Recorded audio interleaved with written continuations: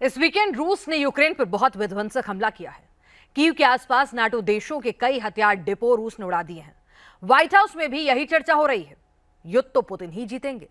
Putin को हराने के लिए 26 देश की आर्मी भेजेंगे। अगर नाटो की आर्मी यूक्रेन की तरफ रवाना हुई तो क्या पुतिन परमाणु बम चला देंगे? रूस की परमाणु टेस्टिंग साइट नोवाया जेमल्या में अचानक सरगर्मी क्यों बढ़ गई है? किम जोंग उन ने भी परमाणु मिसाइलों की टेस्टिंग आखिर क्यों बढ़ाई है? क्या यूक्रेन युद्ध का रिजल्ट परमाणु युद्ध ही तय करेगा?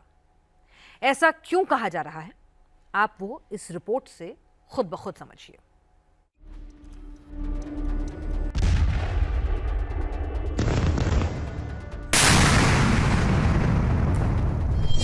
यूक्रेन में नाटो आएगा तो पुतिन क्या परमाणु बम चला देंगे?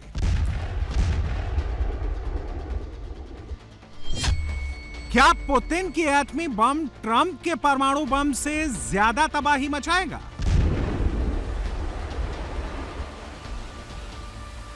अस्सी साल बाद परमाणु तबाही का खतरा सबसे ज्यादा है। ट्रंप ने पुतिन को चैलेंज देकर एटमी आग को और भड़का दिया है। पुतिन के सीने में एटमी ज्वाला धधक रही है। मिनटमैन 3 से शक्तिशाली परमाणु मिसाइलें टेस्ट कर चुके पुतिन अब और बड़ा परमाणु धमाका करने को तैयार है। उससे पहले पुतिन के इशारे पर किम जोंग उन ने नई परमाणु मिसाइल टेस्ट कर नाटो कैंप में खलबली मचा दी है।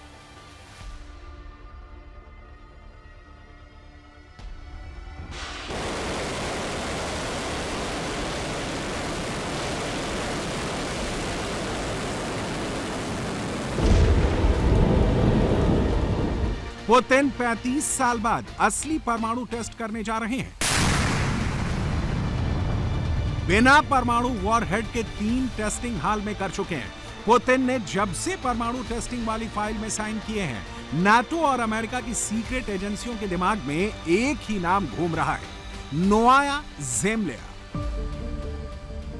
यह वही जगह है जहां 30 अक्टूबर 1961 को जार बम के नाम के परमाणु बम का टेस्ट किया गया था। आखिरी टेस्ट 35 साल पहले किया गया था।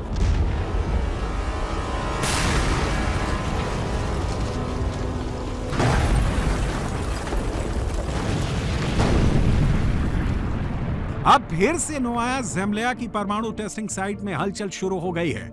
ट्रंप को करारा जवाब देने के लिए पुतिन यहां परमाणु बम विस्फोट करने की तैयारी शुरू कर चुके हैं। नोवाया जेमल्या आर्कटिक महासागर में एक द्वीप समूह है, जिसमें 2 द्वीप सेवर्नी और युजनी है।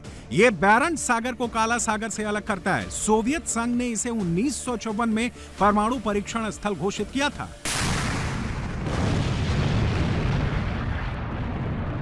अब तक दुनिया में जितने भी परमाणु परीक्षण हुए हैं, उनमें सबसे शक्तिशाली परमाणु बम का टेस्ट इसी नोवाया जेमल्या द्वीप में किया गया। पुतिन ने फिर से इसी जगह को परमाणु टेस्टिंग के लिए चुना है। पुतिन यहां जो धमाका करेंगे, उसकी तरंगे अमेरिका और नाटो देशों तक महसूस होंगी।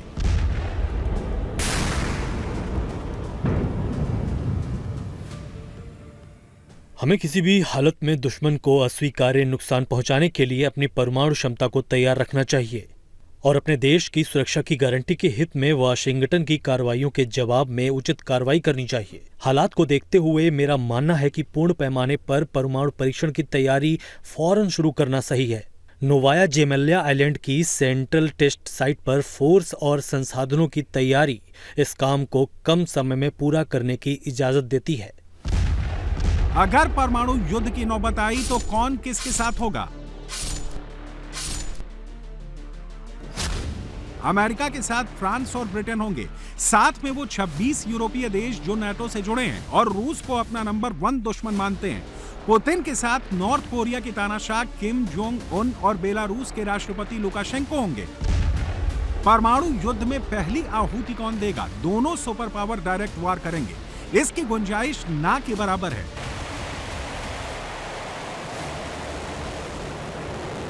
किम जोंग उन ने रिहर्सल शुरू कर दी है। कहा जा रहा है कि पुतिन का संदेश मिलने के बाद किम जोंग उन परमाणु मिसाइलों की टेस्टिंग शुरू कर चुका है। किम की नई मिसाइल 700 किलोमीटर तक गई और जापान के तट के पास गिरी। 2025 में किम जोंग उन का ये छठा बैलिस्टिक मिसाइल टेस्ट है।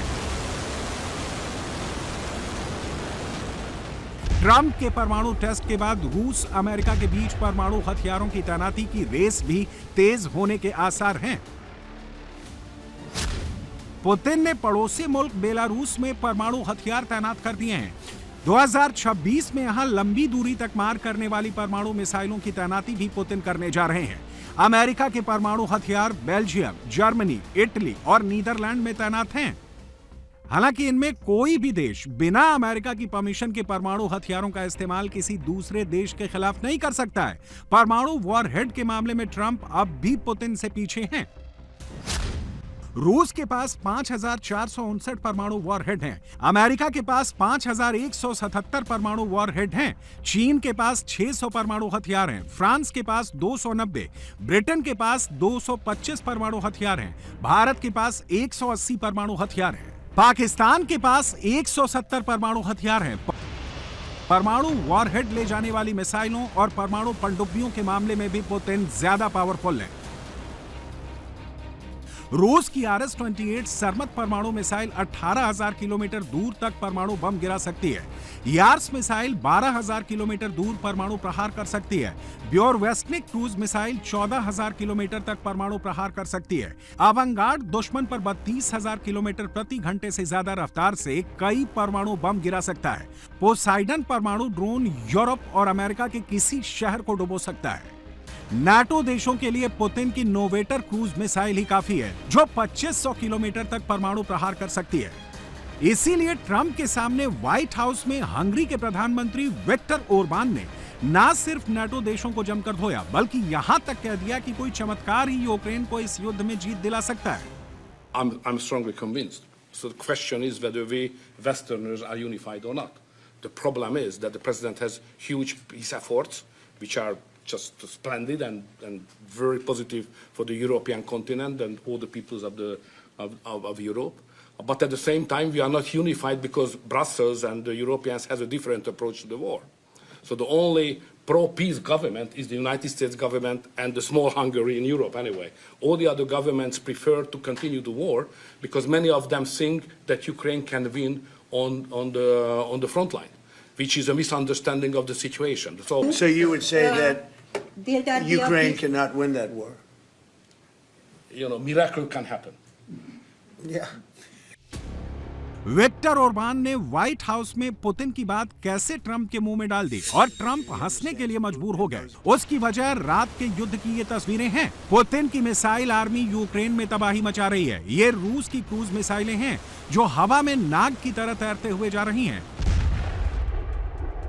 नाटो देशों से मिले पैट्रियट एयर डिफेंस सिस्टम को चकमा देते हुए रूसी मिसाइलें अपना रास्ता बदलते हुए उड़ान भर रही हैं।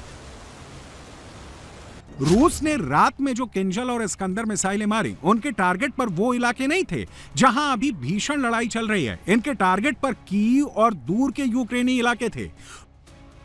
रूस के रक्षा मंत्रालय ने 24 घंटे की जो वॉर रिपोर्ट जारी की है, उसके मुताबिक रात में 9 किंजल मिसाइलों से यूक्रेन पर हमला हुआ। इसी दौरान 13 इस्कंदर M मिसाइलें यूक्रेन पर चलाई गईं। इन हमलों में यूक्रेन के अलग अलग इलाकों में बने नाटो देशों के 7 मिलिट्री स्टोरेज तबाह हो गए। इसके अलावा मिलिट्री ट्रांसपोर्ट में इस्तेमाल होने वाले रेल स्टेशनों पर भी हमले हुए। ड्रोन असेंबलिंग और लॉन्चिंग साइट पर भी रूसी मिसाइलें गिरी। रूसी मिसाइल डेनप्रो की जिस बिल्डिंग में गिरी, उसमें बहुत बड़ा छेद हो गया। कई फ्लैट बुरी तरह से तबाह हो गए। उसका नतीजा इन तस्वीरों में देख सकते हैं। कई लोगों की मौत हो गई और तमाम लोगों को अस्पताल पहुंचाना पड़ा। लेकिन यूक्रेन के राष्ट्रपति ज़ेलेंस्की रूसी सैनिकों की लाशें गिनकर अपना मन बहला रहे हैं। अपने नाटो पार्टनर्स की तरह वो भी इसी कल्पना में खोए हैं कि एक दिन आएगा जब अमेरिका लंबी दूरी की मिसाइलें देगा और यूक्रेन युद्ध में पुतिन को हरा देगा।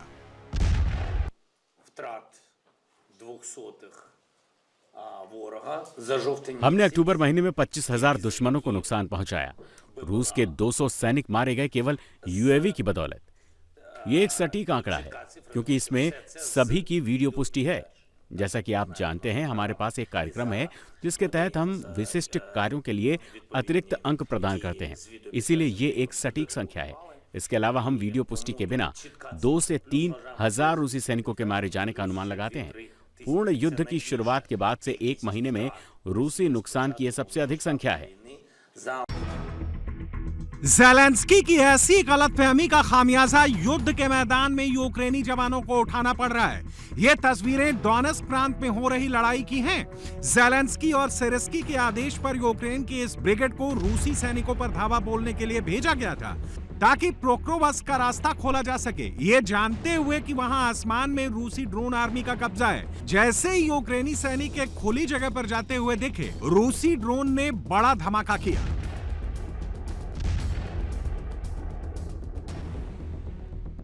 यूक्रेन की पूरी ब्रिगेड वहां से आगे नहीं बढ़ पाई। ज्यादातर जवान मारे गए और जो बच गए वो चलने फिरने लायक नहीं रहे। पोक्रोवस्क के बाहरी इलाके में रूस की 68वीं गार्ड्स ब्रिगेड ड्रोन से मोर्चा संभाले हुए है।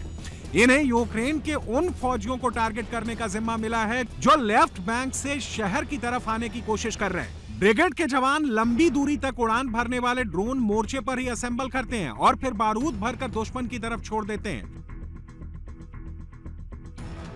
ज़ेलेंस्की और उनकी आर्मी रोज दावा करती है कि पोक्रोवस्क में बहुत बड़ी लड़ाई चल रही है। उनकी फौज धीरे धीरे आगे बढ़ रही है और रूसी फौजों को पीछे धकेल रही है। सच्चाई इन तस्वीरों से समझिए। ये तस्वीरें ड्रोन कैमरे से ली गई हैं। पूर्वी यूक्रेन का सबसे बड़ा कमर्शियल हब पूरी तरह से वीरान नजर आता है।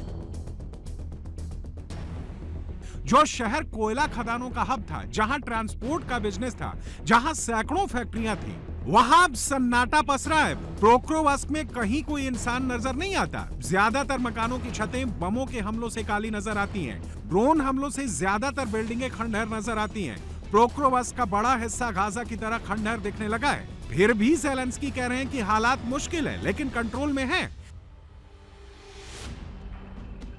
अब चलती हुई कार से ली गई ये तस्वीरें इसी शहर के बाहरी हिस्से की देखिए। सड़क के किनारे वाली कोई इमारत सलामत नहीं बची। गाड़ियां जला दी गई हैं, लोग मारे गए हैं या तो भगा दिए गए हैं। मगर बादशाह सलामत ज़ेलेंस्की को अब भी लगता है कि यहां सिर्फ 314 रूसी सैनिक हैं जिन्हें वो हरा नहीं पा रहे।